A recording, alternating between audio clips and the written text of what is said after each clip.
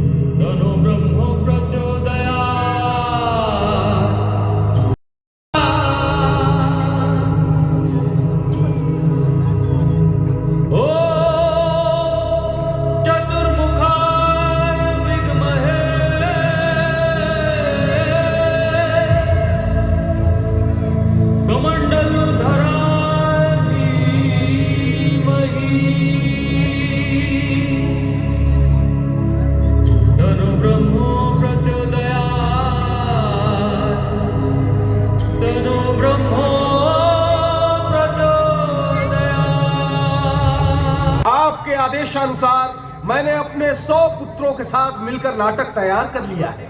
आपकी अनुमति हो तो नाटक प्रस्तुत करें।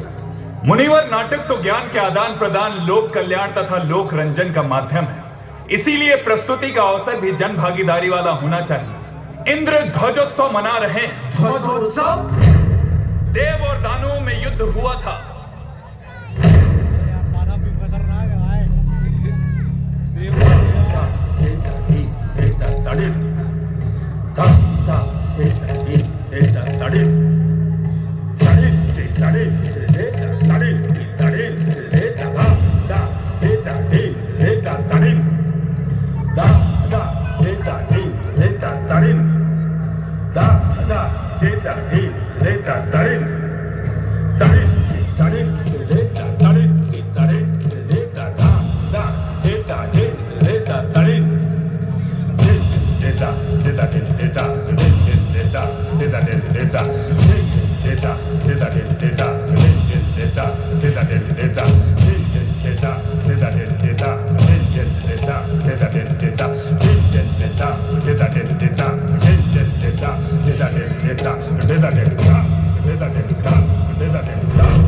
उस युद्ध में देव विजयी रहे।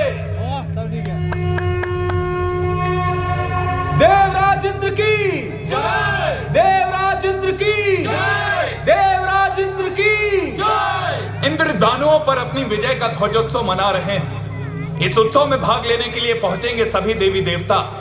इंद्र ध्वजोत्सव का अवसर इस नाटक के मंचन का सर्वोत्तम अवसर होगा मुनिवर। जैसी देव की आज्ञा।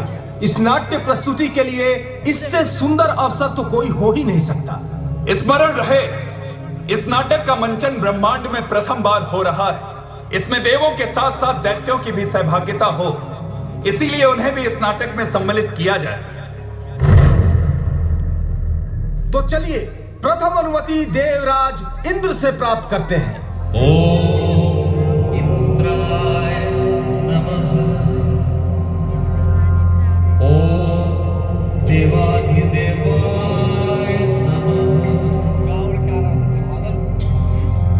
ओम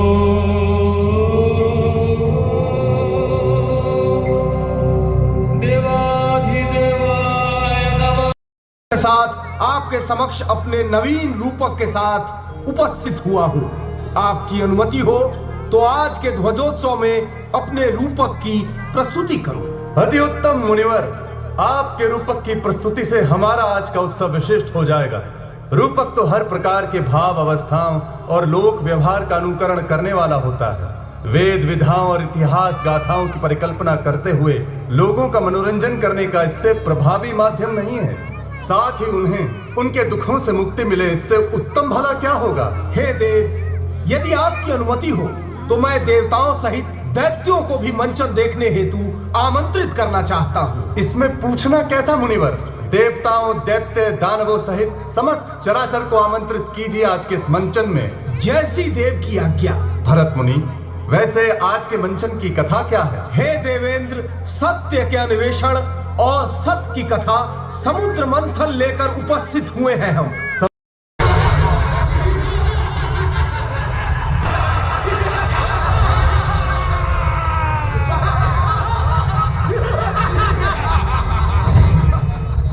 नर्तन होगा तो हम दैत्य अपने संबंधी दानवों, राक्षसों और भूत पिशाचों के साथ अवश्य आएंगे।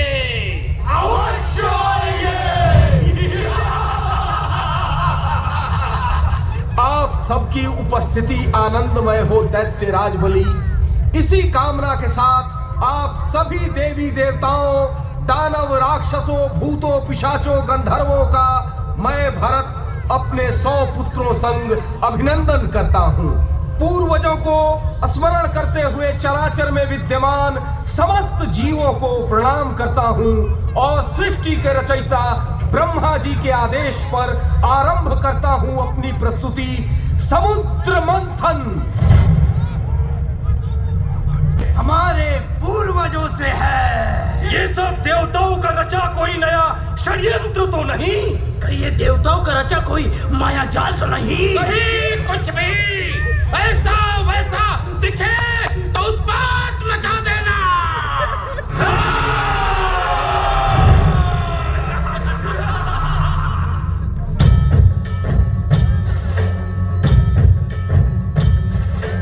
ओम नमः शिवाय। ओम नमः शिवाय। ओम नमः शिवाय। ओम नमः शिवाय। खंड खंड अखंड है, शांत है प्रचंड है। खंड खंड अखंड है, शांत है प्रचंड है। आगे बाबा शिव शंकर। ये चले आते हैं, इन फूलों से माला गूंथी है, करूंगी देवों को अर्पित। ओम नमः शिवाय। ओम नमः शिवाय। ओम नमः शिवाय। ओम। पृथ्वी लोक की शोभा भी न्यारी है। धरती के इस कानन में बिखरे पड़े हैं भांति भांति प्रकार के फूल। हृदय अनायास ही उस ओर खिंचा चला जाता है। आह, वैजंती फूलों की मादक गंध इस ओर से आती है, तो जाता हूं उसी ओर में। ओम नमः शिवाय। ठीक है। मैं ऋषि दुर्वासा यहाँ वैजंती फूलों की माला मुझे दे दो, अर्पित कर दूंगा मैं देवताओं को इसे। आप तो देवर्षि है, इस माला का आपसे अधिक उत्तम अधिकारी और कौन हो सकता है गुरुवर? अर्पित करती हूँ आपको वन फूलों की ये माला। कल्याण हो।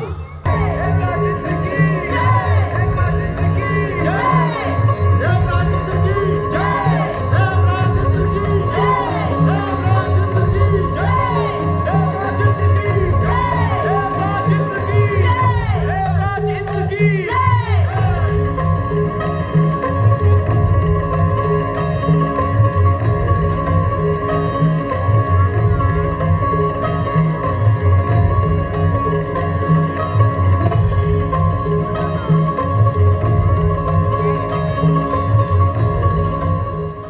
देवराज इंद्र, ये मैं दुर्वासा यहाँ तुम्हारे लिए वैजंती फूलों की माला लाया हूं, स्वीकार करें।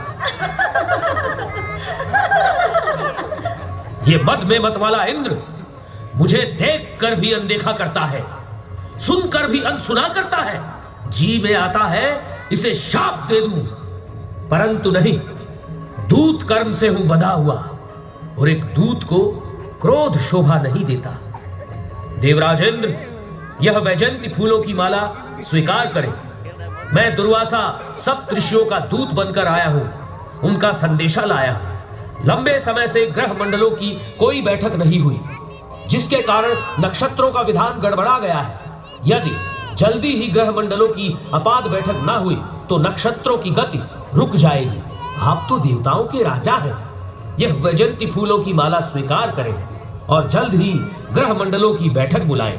मैं दुर्वासा तुम्हें आशीष देता हूं। ये वन फूलों की तुच्छ सी माला लेकर आए हैं आप। हम हैं देवों के राजा इंद्र, हमारे राज्य में सुगंधी ही सुगंधी है। लाइए, दीजिए।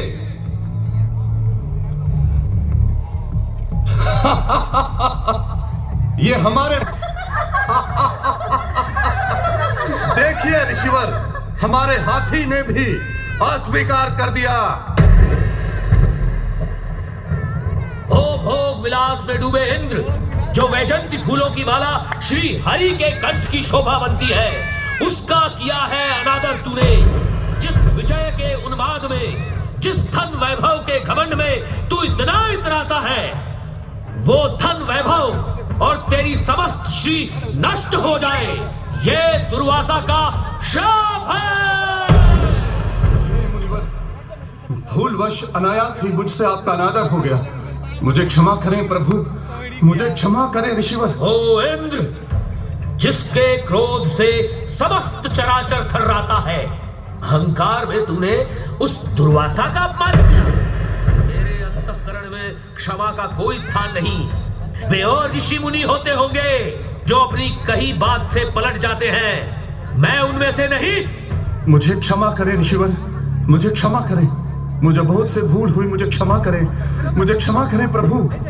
अनुनय विनय का मिथ्या ढोंग मत कर इंद्र। इस त्रिलोक में कोई नहीं जो मेरे क्रोध से भय न खाता हो। तूने मेरा अपमान किया, क्षमा तो कदापि नहीं। ऋषिवर, ऋषिवर, ऋषिवर, ऋषिवर!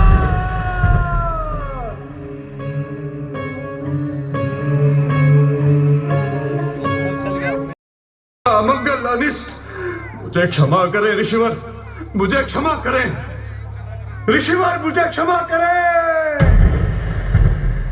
शाप के मारे देवराज विलाप करते वहां से चले गए। दुर्वासा के शाप के कारण समस्त प्रकृति मलिन हो गई। राजाओं ने यज्ञ करना, तपस्वियों ने तप करना और लोगों ने दान करना छोड़ दिया। धर्म का सर्वस्व नाश होने लगा। समस्त लोग लोभ से वशीभूत होकर सत्वहीन हो गया। जहां सत्व नहीं वहां सत्य नहीं। जहां सत्य होता है वहां लक्ष्मी निवास करती है। सत्य के नष्ट होते ही लक्ष्मी भी इंद्रलोक छोड़ अपने प्रिय विष्णु के पास जा विराजी। त्रिलोक के सत्वहीन श्रीहीन हो जाने से हर ओर अनाचार और दुराचार फैल गया।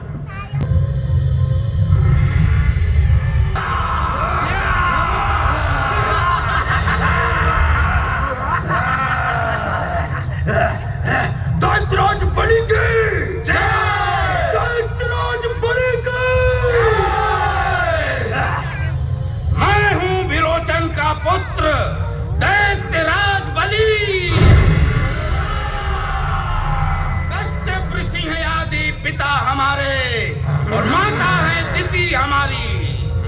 हम दानों और देवताओं की माताएं हैं भिन्न, किंतु पिता हमारे पिता हमारे एक। देवता वास करें स्वर्ग में और हम पाताल में। क्यों? क्यों?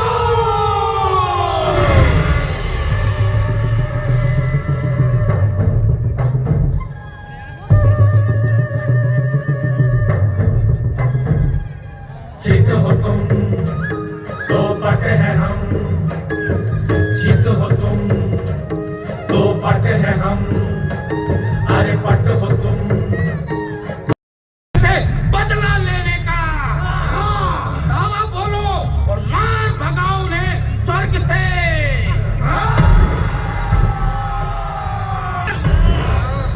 मैं कहीं छिपा नहीं हूँ राजा बलि।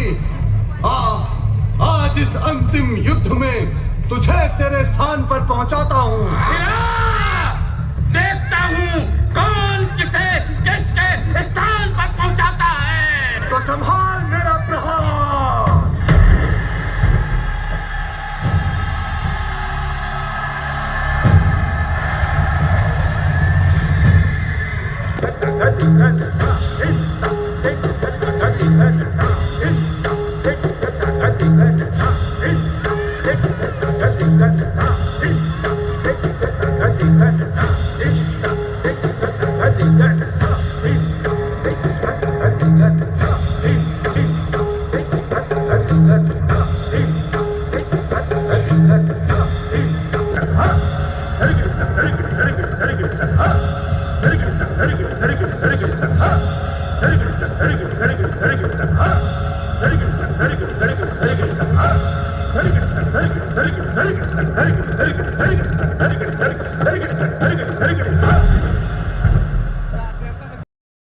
करे प्रभु।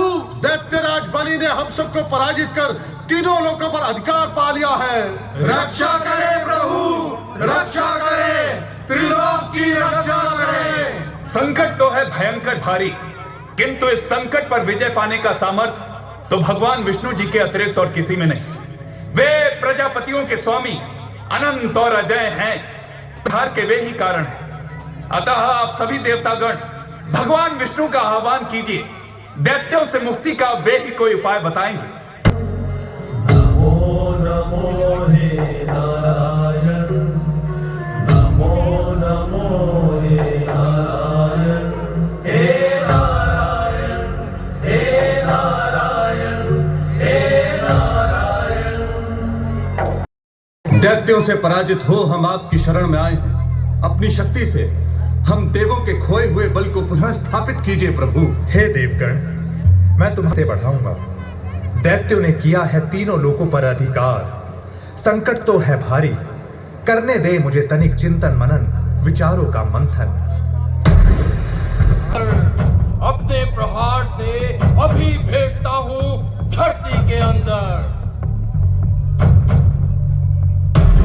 शांत गदा, शांत सुदर्शन। सुने देवगण, अभी अभी किया है मैंने विचारों का मंथन। संकट है गंभीर, ग्रहों की दिशा गई है बदल। दैत्यों का हर समय बढ़ता अत्याचार, करना होगा इसका संपूर्ण समाधान।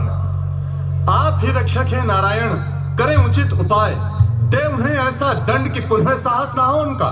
ये मेरे या तुम्हारे अकेले की बात नहीं है, करना होगा मिलकर प्रयास, तभी मिलेगा उचित उपचार।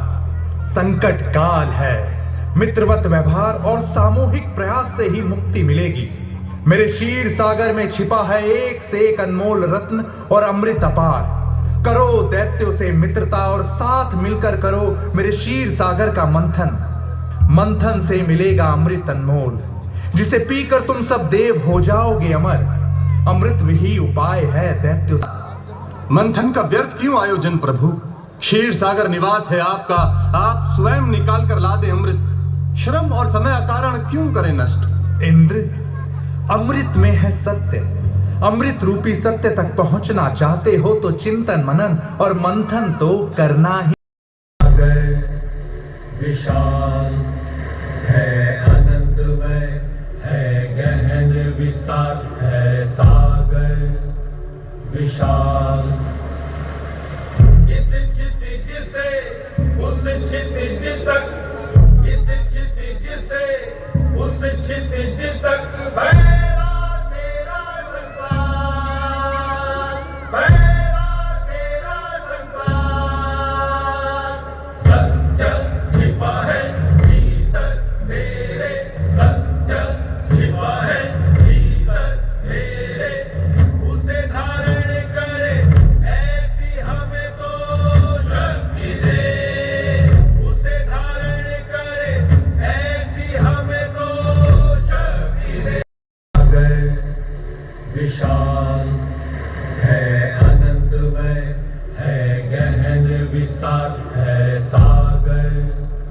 विशाल। इस क्षितिज से उस क्षितिज तक, इस क्षितिज से उस क्षितिज तक फैला तेरा संसार, फैला तेरा संसार। सत्य छिपा है भीतर तेरे, सत्य छिपा है भीतर तेरे। उसे धारण करे ऐसी हमें तो शक्ति दे, उसे धारण करे ऐसी हमें तो शक्ति दे। इंद्राचल पर्वत कैसे आएगा? चिंता मत करो राजा बलि, भगवान विष्णु का सुदर्शन चक्र पता ही होगा।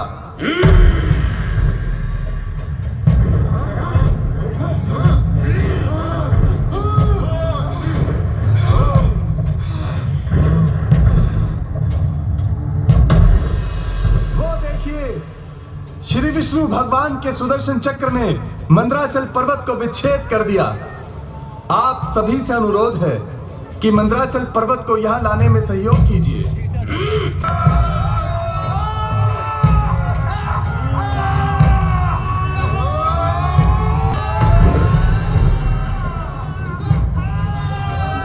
हे हरि, हे विष्णुदेव, ये मंदराचल पर्वत तो क्षीर सागर में डूब रहा है। अरे ये तो जलमग्न हो रहा है। अब क्या इंद्र? चिंता मत करो बलि, श्री हरि ने कहा था कि वे स्वयं बनेंगे इस मंथन का ठोस आधार।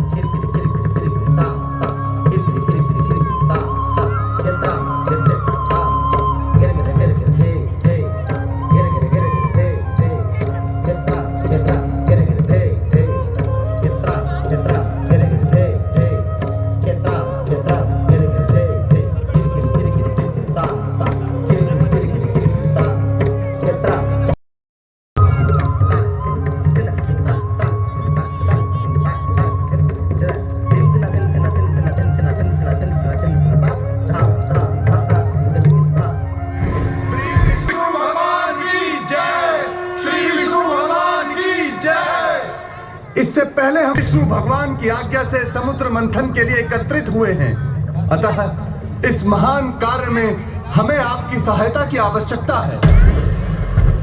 मैं हूँ वासुकीनाथ। इस छोर से उस छोर तक बार बार मैं धरती नापूं, ऐसा है मेरा विस्तार। मंथन की नेति बन विचारों को दूंगा व्यापक विस्तार।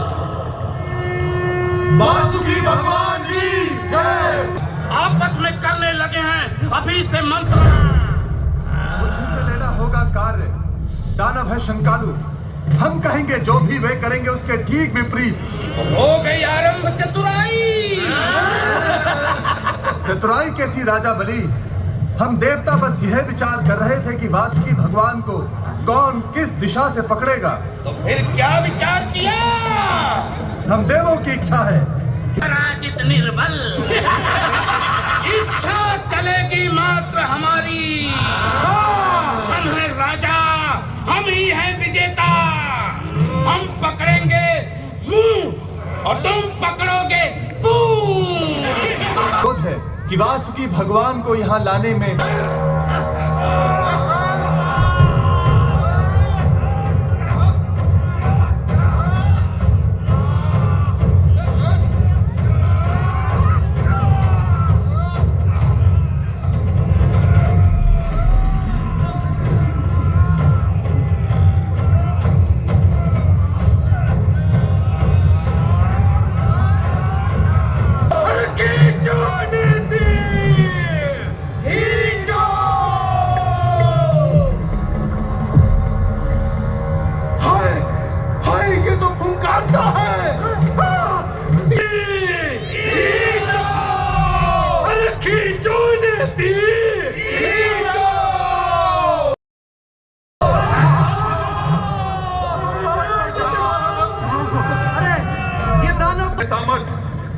ही रक्षा करेंगे हमारी।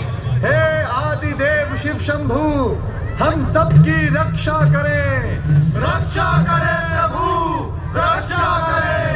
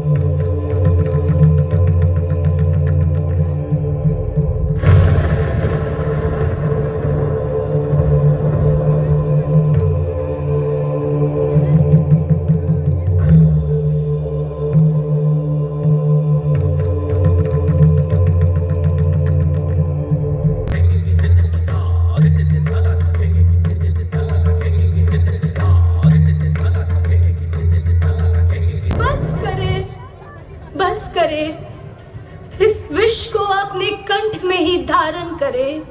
वो देखो, शिव शंभु ने किया है विष का पान, धारण कर लिया है विष को अपने ही कंठ में। ये तो नीलकंठ है। नीलकंठ लालपति।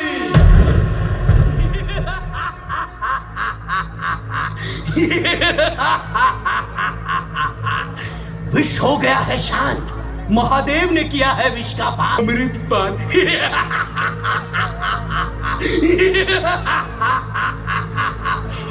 घातो बलि, घातो बलि।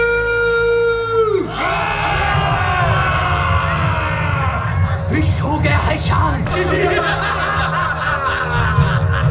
तो चलो पुनः प्रारंभ करें समुद्र मंथन।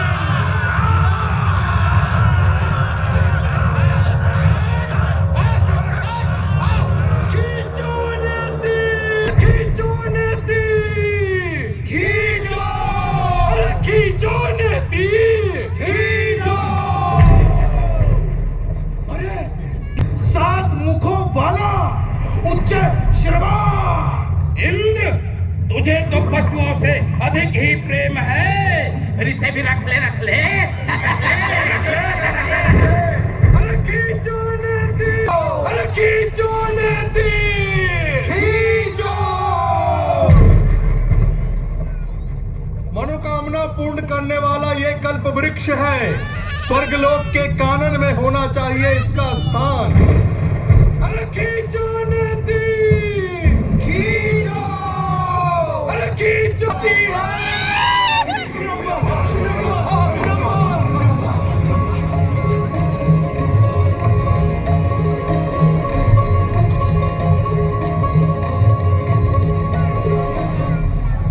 राजा बलि, रंभा सुंदरता की देवी हैं, इंद्रलोक की शोभा।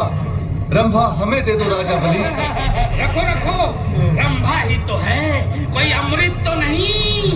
रख ले, रख ले, खींचो, अरे खींचो नदी, खींचो। देखो, धन की देवी महालक्ष्मी आती है।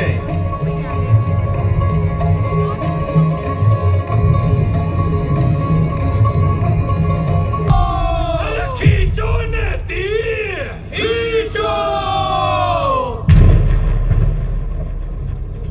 हाय, ये तो वारुणी है, मदिरा की देवी।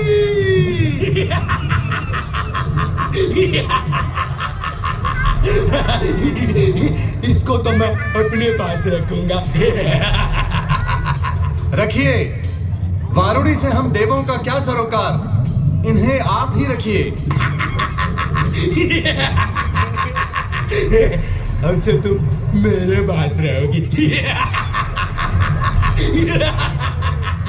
अरे अरे, मुझे भी ले लो। नेति कौन खींचेगा? और जहाँ विराजे है शिव जी के माथे पर, वो देखो शारंग धनुष, ये पंचजन्य शंख। खींचो नदी, खींचो, अरे खींचो नदी।